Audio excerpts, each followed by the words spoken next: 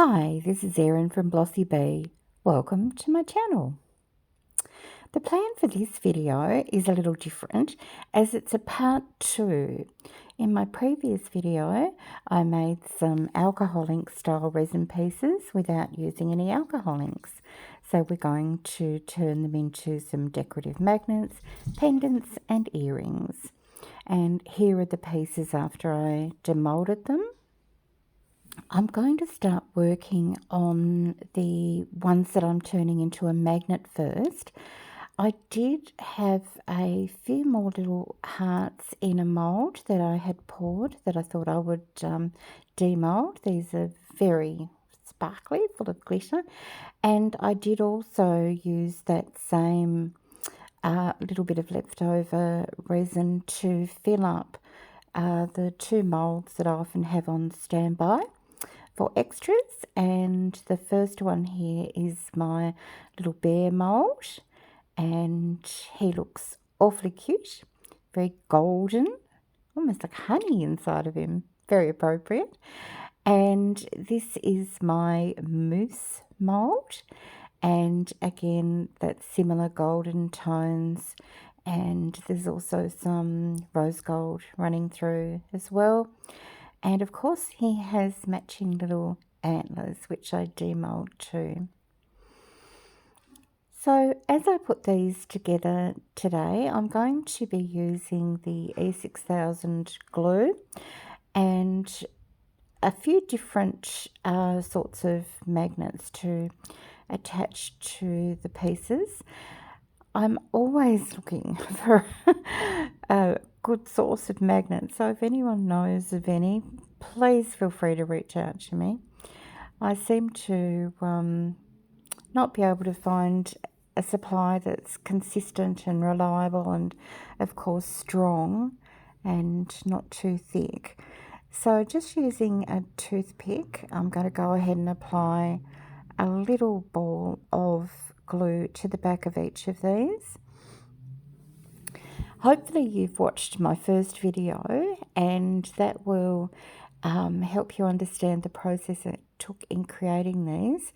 I used beautiful luster pigment pastes from Just Resin, and I combined those with some alcohol, and as they were introduced into the resin, they started sort of separating and making some beautiful patterns and shapes and all sorts of swirls, similar to how you would get an effect with alcohol ink.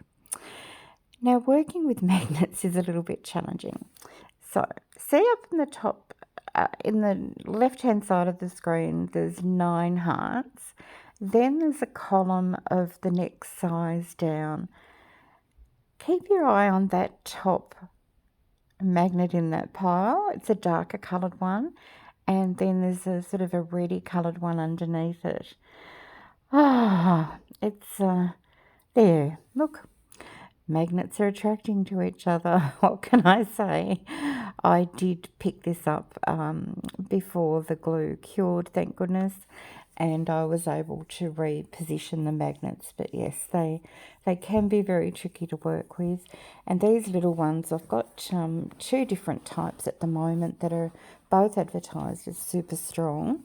So I thought I'd do a test of 3 of each, just to see which I prefer. So I was very happy with how these magnets turned out, and they'll,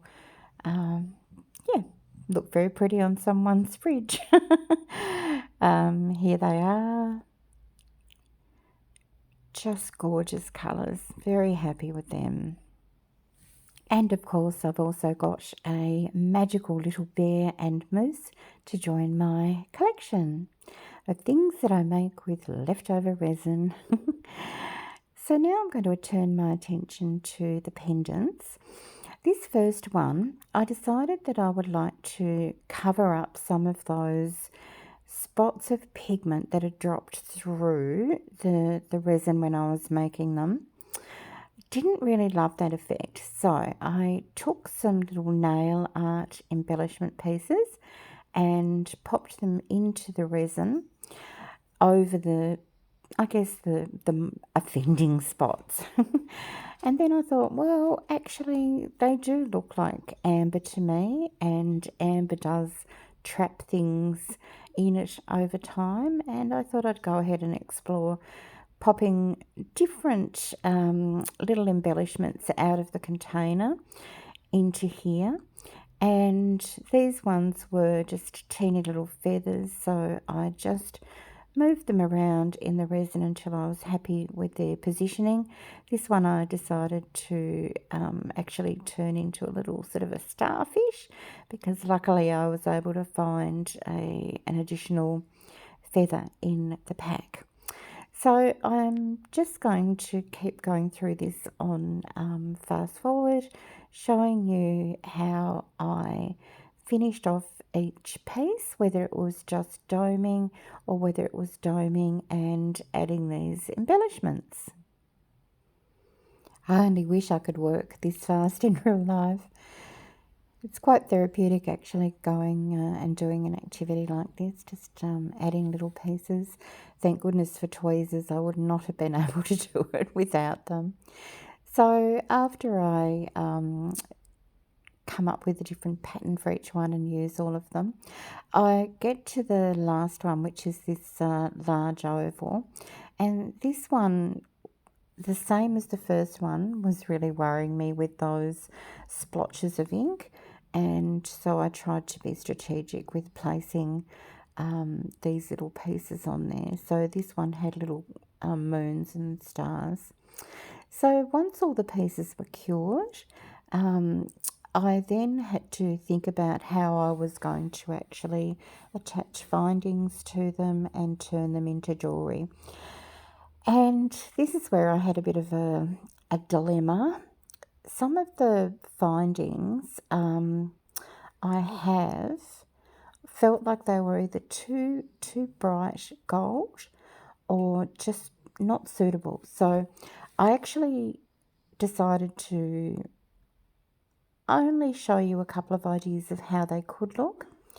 I'm not going to go ahead and finish them in this video. I am going to go and order some different findings to make them pop a little bit more. I don't actually make a lot of pendants, and I could see that with the right findings they could really look great.